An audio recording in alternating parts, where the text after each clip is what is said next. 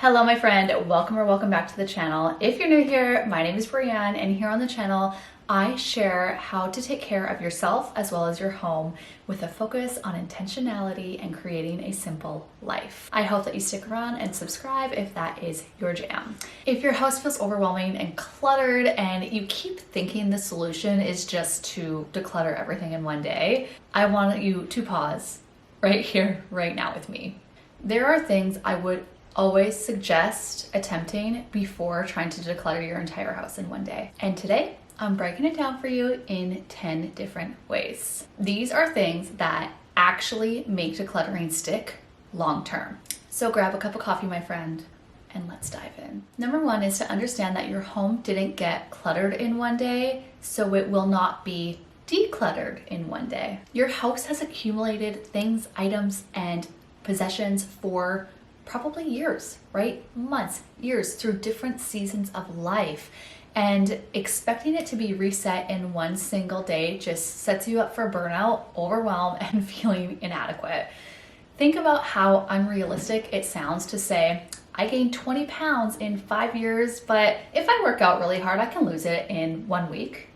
Like, it's insanity. We know this doesn't work, and honestly, clutter is no different. Number two, focus on practicality and functionality before aesthetics. Yes, I love me a good, pretty, and practical find. I am notorious for that here on the channel. And I do believe that is what good design is about.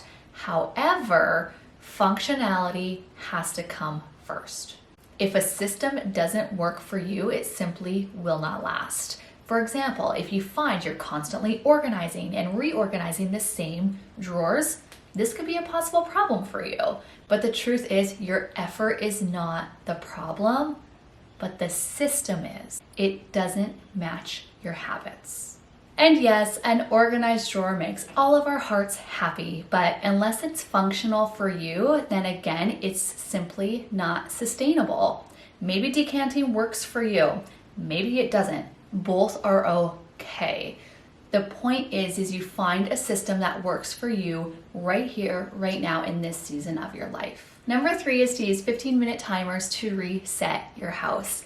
I love timers. There's nothing like turning on some music and literally trying to race the clock. My point is, you don't need hours of motivation. You need simple 15-minute timers and short windows of consistency. In 15 minutes, trust me, you can do a lot. You can make the beds, fluff the pillows, give the counters and sink away, tidy and clear visible clutter. These things do not take a lot of time, and they accumulate, and you spend less time deep cleaning your home if you're maintaining it daily. The key here is maintenance. Number four, this one is very controversial, but I'm going to tell you to ask for help and involve your family. Yes, that includes your children and your husband. I said it, and I stand by this. I don't care how much backlash I get. I stand by this through and through. Here's why. I put my coffee down for this one because I really want you to hear me on this. You are not the only one responsible for your home. One of the best cleaning tips and hacks that we have done since my oldest daughter was 1 year old is we have always had a daily cleanup time. Yes, this looked a lot different when she was 1 compared to now she is 8 years old. However, the expectation has always been there. My children are responsible for cleaning up their rooms and tidying up their playroom before they are allowed screen time. So set that expectation, and eventually your family will follow. You can do a quick Google search if you're struggling for finding age-appropriate chores for your kiddos, and implement some that work again for you and your family. This not only lightens the load on you, but it literally builds capable humans. Again, I'm firm on this. Anyway, let's move on. I stood up because I feel like things are getting a little heated over here. All right, number five is a daily nighttime reset. Your future self will thank you for this. Ending the day by resetting key areas. For me, that's the kitchen and dining room. It always takes top priority, and this just sets the tone for the next morning. I very rarely go to bed with dishes in the sink because waking up to a clean kitchen, the heart of the home, instantly lowers my stress levels. I wish more people understood that you're not just cleaning, you are setting yourself up for success, for calm and for peace in the morning versus just jumping right into the chaos. There's nothing like actually sitting down and enjoying a cup of coffee, knowing that the house is rested, it's set, and it's ready, but you get to take some time first. It's just like chef's kiss. Which leads me into number 6, add a morning cleaning routine. How you start your day matters. Again, jumping into the chaos is going to lead to constant stress. Simple, non-negotiable morning tasks help you to leave your house in a state that feels supportive and calming. A general rule for me is to leave my house the way I want to come home to. And no, we are not striving for perfection here. Both of these help you to create a calming space, which allows you the capacity to actually reset your mind so that you do have the capacity for more for yourself, for your family, and for your home. Because the truth is, when your space and your home is cluttered, your mind is also cluttered. Moving on to number 7, these next 2 are minimalism rules that I still love and live by, even as someone who doesn't consider herself to be a minimalist anymore. And again, we are leaning more towards that intentional and simple life. The first one is everything has a home. Clutter usually isn't about having too much stuff, but it's about stuff without a home.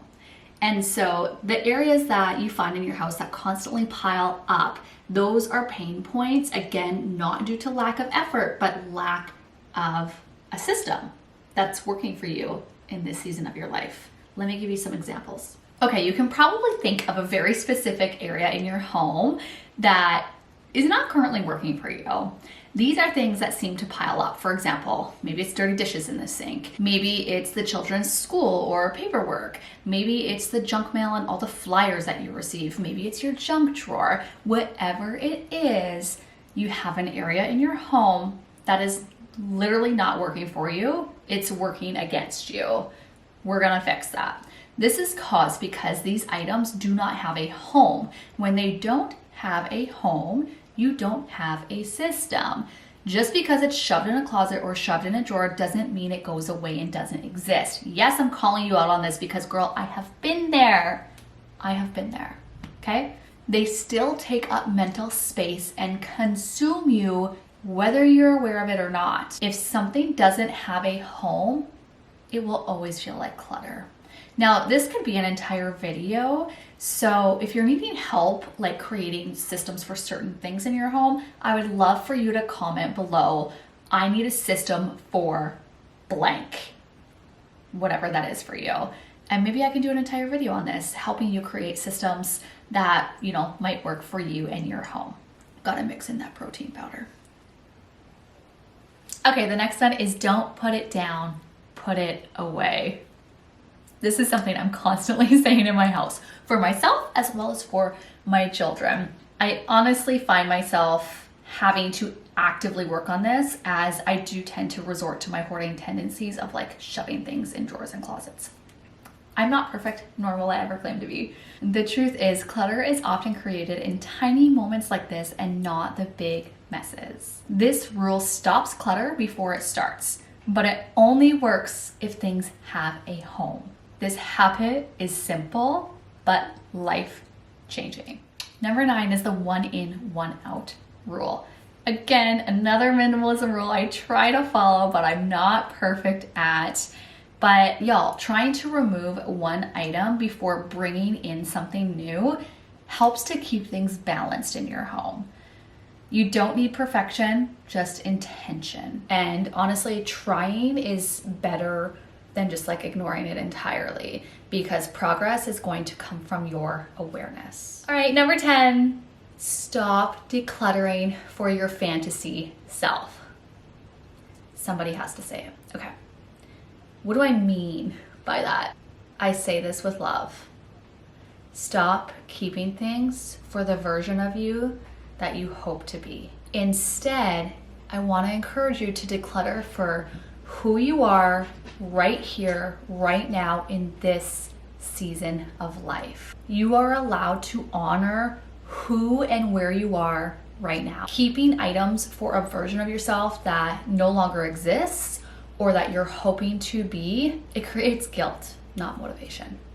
I'm gonna give you some examples. I'm talking about clothes. Clothes that don't fit anymore.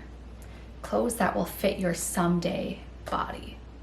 Clothes that you're holding on to because of the size that they are. I've been there, and it's time to let it go. The second example is hobbies. Hobbies that you feel guilty for quitting, but you just don't enjoy it anymore. It's time to let go. And another example is items that you keep because you should, or you should use them, or again, you just should keep them because so-and-so says so. Not anymore, my friend. We are letting go this year. We are letting go of the things that are not serving us, our homes, and our families this year. Okay? I know that can be really hard to hear, but I want you to declutter for the life you're living right here, right now. Not the one that you're pressuring yourself to become or that society is pressuring you to become. Step out of the box that people try to put you in and lead and guide with your heart. Okay, I feel like I just got really deep, but like I had to. It's been on my heart. Okay, if there's a specific area in your home that feels like a constant struggle, a constant battle, again, comment, I'm struggling or I need a system for, like list it out, blank, whatever that is, and I would love to help you work through that. You don't need a perfect home. You just need systems that support you and the life that you're currently living, where you are at right here, right now. And it's okay if that changes. There's systems that I had years ago when my kids were littler that simply don't work for me anymore. As I navigate now being a chauffeur and being a hockey mom, like my systems are changing in this season of my life. And that's okay.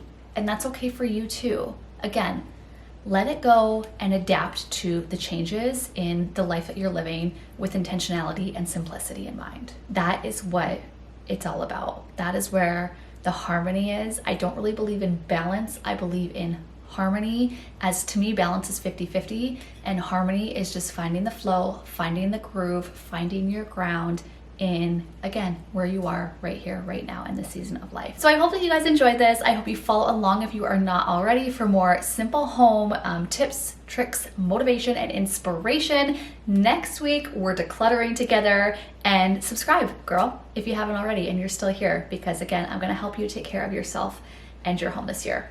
All right, we'll see you next time. Bye.